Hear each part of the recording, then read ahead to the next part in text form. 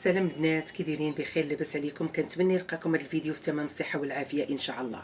اليوم البنات غنشارك معكم حلوه ديال الشهده اللي كتجي رائعه بمذاق ديال الكوك، كتجي خطيره البنات. تابعوا الفيديو الاخير ونبداو مع المقادير وطريقه التحضير.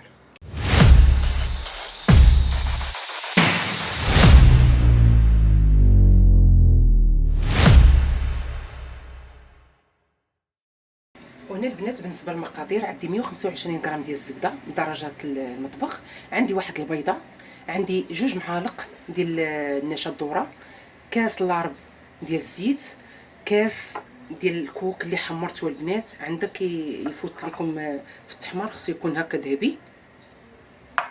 عندي كاس ديال سنيده، قبيصه ديال الملح، واحد الساشيه ديال الفاني، الخماره ديال الحلوه البنات ما غنديرش كامله، غندير تقريبا واحد 4 غرام، والدقيق على حساب الخليط. نبداو على بركه الله. الملحه، سنيده،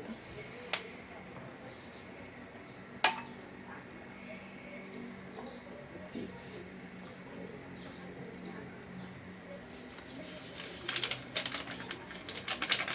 الفاني. غادي معاك هادشي مزيان البنات،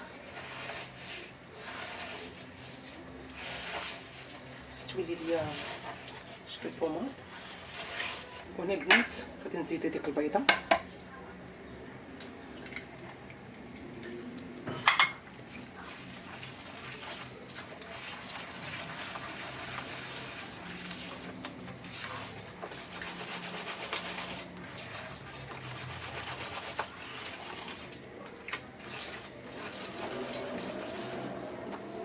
جوج معالق ديال النشا الذره،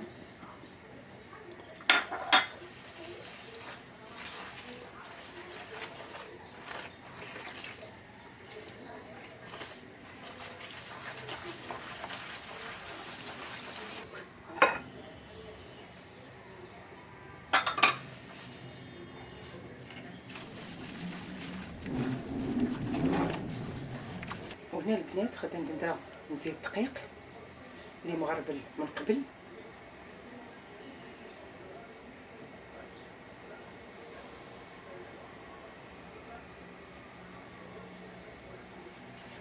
غادي نزيد خميره الحلوه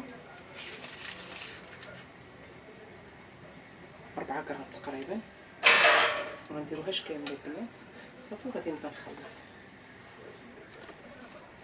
بالنسبه للعجينه البنات ما تكونش قاصحه، تكون شويه رطبه.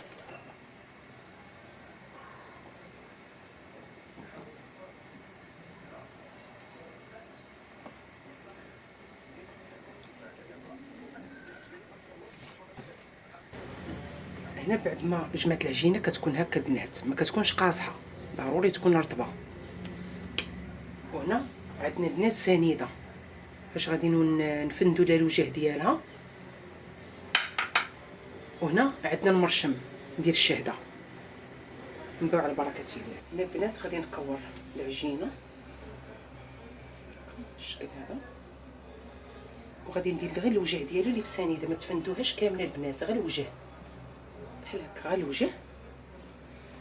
وغادي نجيب المرشم ديالي وغنضغط عليه بحال هاد الطريقه هادي.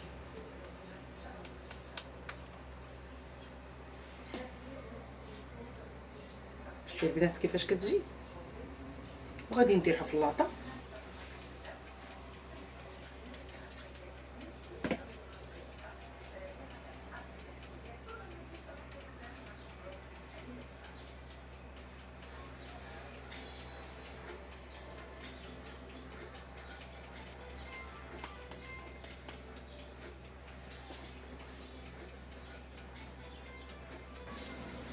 وهنا البنات بعد ما كملت الحلوه ديالي، الفران سخون على درجه 180، غنشعلت عليها غير من التحت حتى طيب ويذهب اللون ديالها، ونشعل عليها من الفوق تشد هذاك اللوين الذهبي، ونخرجها ونتلاقى معاكم. وهنا البنات بعد ما خرجتها من الفران كتجي على هذا الشكل هذا، كتجي رائعه البنات، رائعه. كنتمنى بانكم تجربوها، فعلا كتستحق التجربه. وزينتها البنات بالشوكولا اسود، ودرت الجنب الاخر درت ليه السكر كلاصي، كتجي رائعه رائعه. البنات ما تنسونيش في هاد الكومونتير زوين بحالكم، وحط لايك الفيديو فضلا وليس امرا. مع السلامه.